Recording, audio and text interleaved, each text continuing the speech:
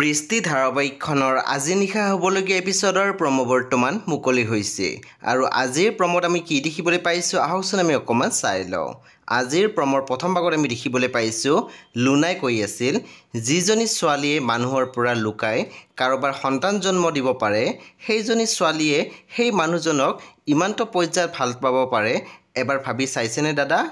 তাৰপিছত আমি প্ৰমোত দেখিবলৈ পাইছোঁ বাবাই জৰ্ণা কৈ আছিল যিটো মানুহে ইমান কষ্ট কৰি পুলিচত পাপাক ধৰাই দি আছোঁ সেইটো মানুহে আকৌ উকিল কিয় ধৰিব। তেতিয়া আমি দেখিবলৈ পাইছোঁ জৰ্ণাই মাত দিছিল তুমি। তাৰপিছত আমি প্ৰমোত দেখিবলৈ পাইছোঁ সৌৰভে কৈছিল ছাছপেন্স কিয় দি আছা নকোৱা কিয়। তেতিয়া আমি দেখিবলৈ পাইছোঁ লুনাই সৌৰভক কৈছিল মই ক'ব পৰা হ'লে ক'লোহেঁতেন দাদা।